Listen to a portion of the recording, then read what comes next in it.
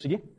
Vamos falar dos apologistas. Existe uma certa conexão entre um assunto e outro, o que nós estamos tratando. Houve perseguição à igreja? Houve.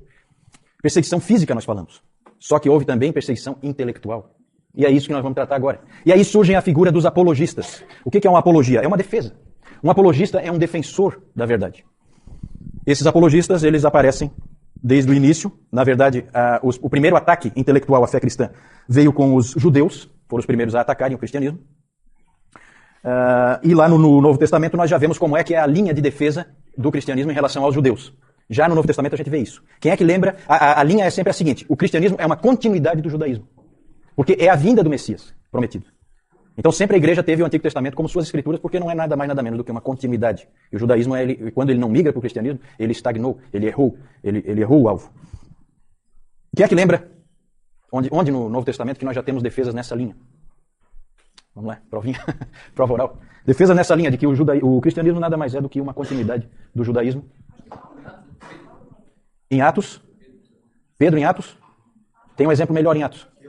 Estevão, perfeito ali, né? É uma apologia bem clara em que ele mostra toda a sequência e apontando para essa linha de raciocínio. Temos uma carta também no Novo Testamento que é praticamente trabalha só isso. Qual é? Qual é a carta?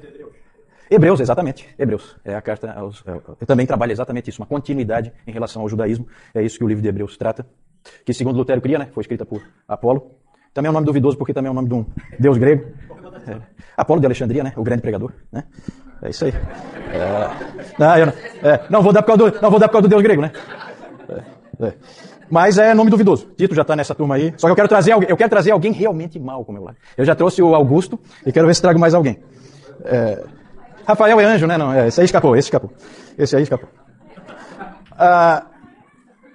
E essa briga com o judaísmo continua depois, não é só no Novo Testamento, não. Há um ataque muito, muito forte de alguns judeus. E um livro que existe da Antiguidade é um livro do Justino Mártir, em que ele conta, Justino Mártir é um pai da igreja, ele conta de um debate que ele teve com um judeu helenista chamado Trifo. O nome desse livro é Diálogo com Trifo. E é um livro muito interessante, há um debate entre os dois, muito bom, em cima das escrituras. O Justino começa a trazer todo o texto possível e imaginável, tem até uns fatos pitorescos, que ele traz um texto lá de Salmo 96:10, que ele vai e cita e acha que está abafando, que é Salmo 96:10, ele pega e diz pro Trifo o que ele tinha a dizer daquele texto, que diz assim: dizei entre as nações, do madeiro reina o Senhor. Salmo 96:10, do madeiro reina o Senhor. É Jesus Cristo reinando da cruz. Aí o Trifo foi pegar a Bíblia dele e falou assim: isso aqui eu não tenho aqui não. Na minha Bíblia não está escrito assim não. Na minha Bíblia, Salmo 96:10 diz: dizei entre as nações, reina o Senhor. Exatamente. Aí o Justino dá uma de esperto e fala: tá vendo? Isso aí são esses rabis de vocês que já foram lá e tiraram aquele pedaço ali.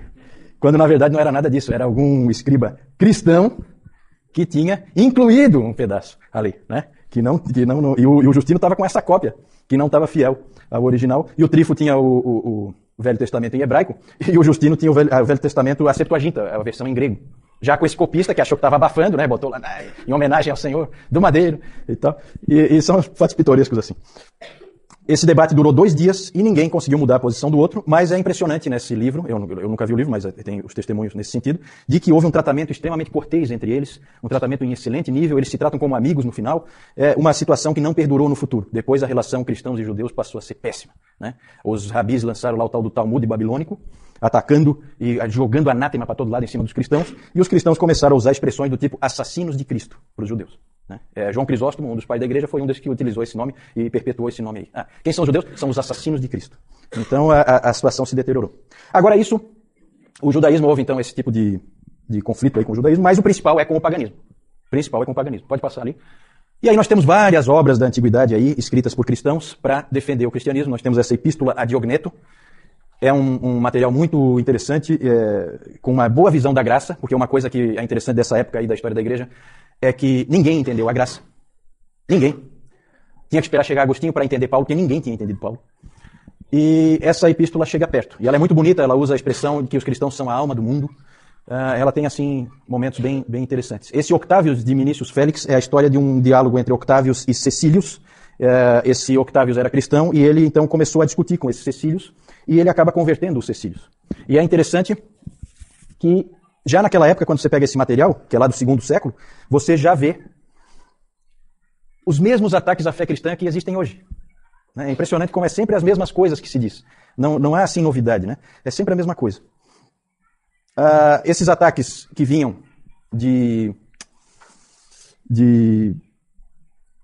fontes pagãs, normalmente de filósofos e tal, eram ataques sofisticados. Nós temos um famoso que é um livro do Celsus, né?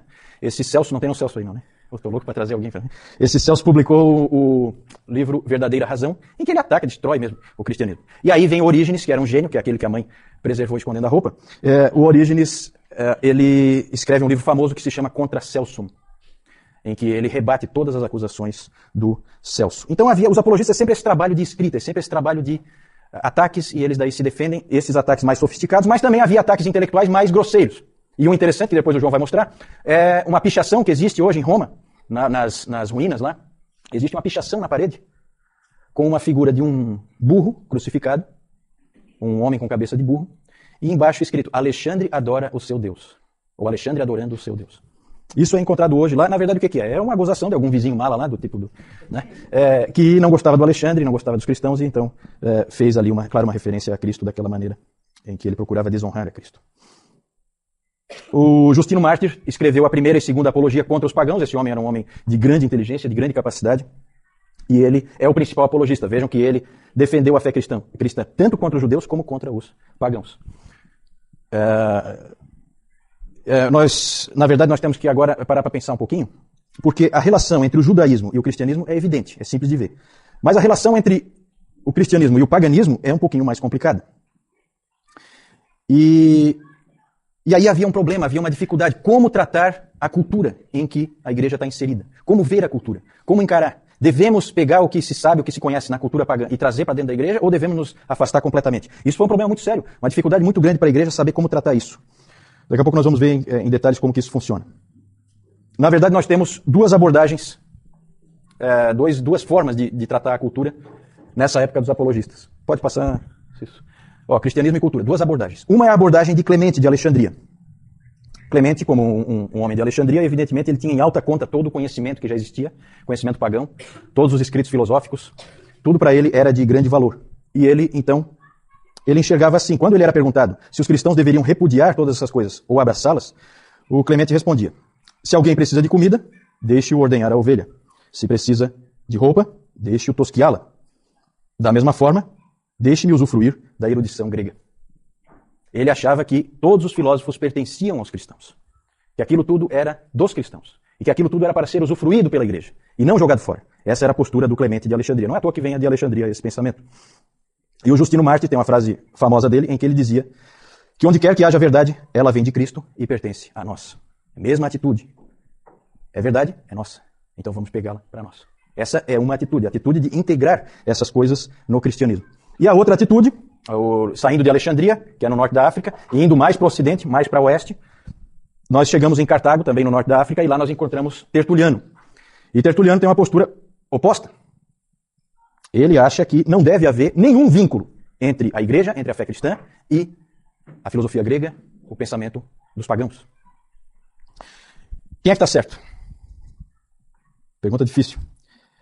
Na verdade, a postura de Clemente, e que também foi depois a postura de Orígenes, que é sucessor de Clemente em Alexandria, é uma postura perigosa, porque ela leva facilmente a um sincretismo. Parecido com o que existe hoje em dia, né? Quando a gente pega e inclui a ciência dentro da igreja, e aí acontece coisas como a que o Newton pregou hoje de manhã, de pessoas que misturam o relato bíblico com o evolucionismo, ou então no tratamento das vidas das pessoas na igreja, você começa a misturar a palavra de Deus com a psicologia, por exemplo. No fim você não sabe se você está realmente tratando pela psicologia ou pela Bíblia, você já não sabe mais. Começa a haver uma mistura, começa a haver um sincretismo. Não é à toa que em Alexandria floresceu o gnosticismo valentiniano, porque você acaba abrindo o caminho para todo tipo de sincretismo, mistura de religiões. Cartago, nós temos Tertuliano. Tertuliano é uma grande figura da história da igreja, já citei ele várias vezes aqui.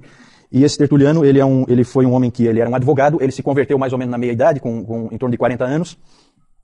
E ele era um homem muito enérgico, muito combativo, gostava de uma briga, e grande orador, grande pregador, extremamente dogmático, firme nas suas posições, e ele não gostou nada da atitude que Alexandria tinha em relação aos gregos. Ele disse Eu tenho aqui uma frase dele, deixa eu ver onde é que está. É uma famosa frase, que talvez vocês já tenham escutado. O Tertuliano tem várias frases famosas, em que ele pergunta o seguinte: o que tem Jerusalém com Atenas? Já ouviram essa frase? É dele. O que é que Atenas tem a ver com Jerusalém? O que é que tem a academia com a igreja? O que é que tem os hereges a ver com os cristãos? Essa era a posição dele.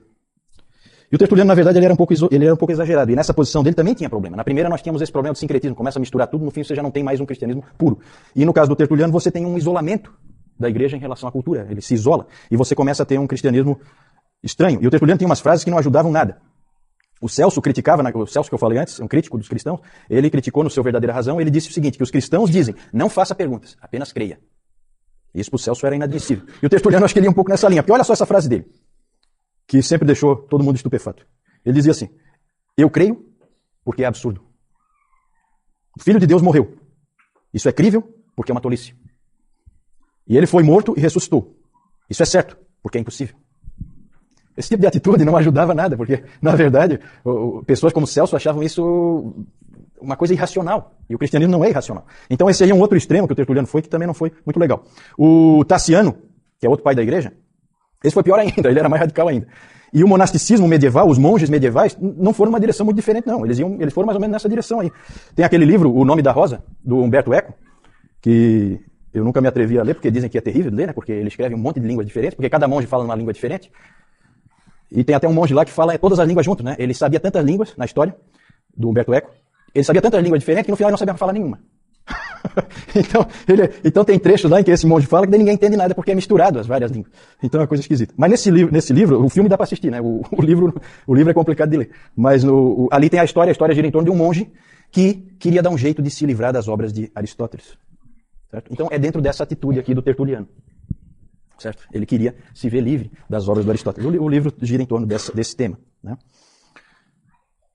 Quem é que está certo? Quem está certo? Vejam bem, gente, aqui a gente tem que pensar assim, a igreja é uma só. Quando um cara lá em Alexandria fala uma coisa, me afeta aqui. Porque não existem várias igrejas, existe uma igreja única. É a igreja católica, que nós falamos antes. Essa época ainda é uma época em que a igreja é uma só. Então um se preocupa com o que o outro pensa. É diferente de hoje em dia em que todo mundo é meio independente e tal, a igreja é toda dividida. Não, nesse tempo não. Quem é que será que estava certo? Para que direção a igreja deve ir? Isso foi difícil. E não existe resposta fácil para isso. Na verdade, esse problema do cristianismo em relação à cultura sempre foi um problema. E é um problema hoje ainda. O quanto da cultura você aceita, o quanto não. Você pode assistir um filme de Hollywood? É errado um cristão fazer isso ou é certo? Um irmão vai dizer que é errado, outro irmão vai dizer que é certo. Um irmão diz que podemos usufruir disso, o outro vai dizer que não. O problema continua, gente. O problema continua.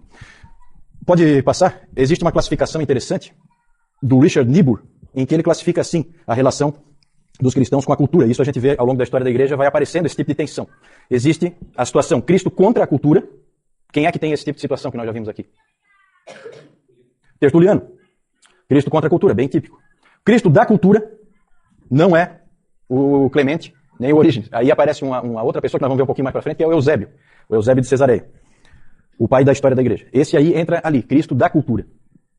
Temos o Cristo acima da cultura, que aí sim entra o Clemente, e entra também mais para...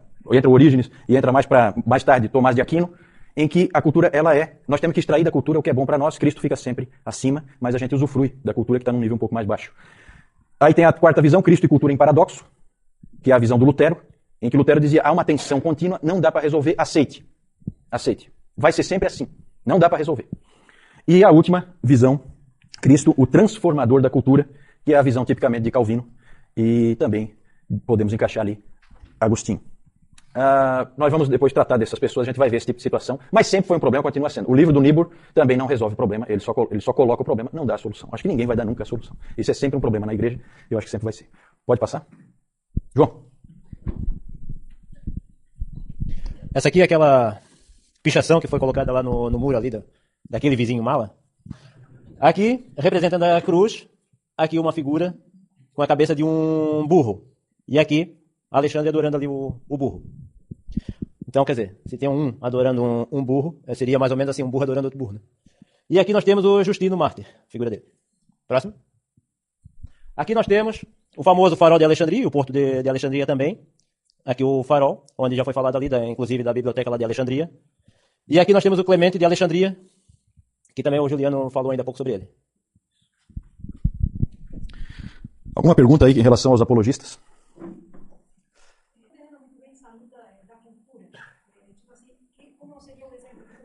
A primeira é em relação ao que quer dizer, o que se quer dizer exatamente com cultura.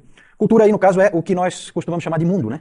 Na verdade, é tudo, é toda a forma de ser, os valores, as ênfases, a maneira de viver das pessoas que são do mundo. As filosofias que elas seguem, como elas constroem o pensamento delas, a maneira delas aprenderem, as ênfases, tudo isso é a cultura. Nós devemos trazer isso para dentro da igreja ou não? Nós devemos ser semelhantes a eles ou nós devemos ser radicalmente diferentes deles?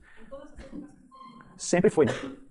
É hoje, inclusive. Nós temos grupos de cristãos, desde o Amish, que não se mistura em nada com a cultura, até o totalmente mundano que sai no bloco de carnaval, sem problema nenhum.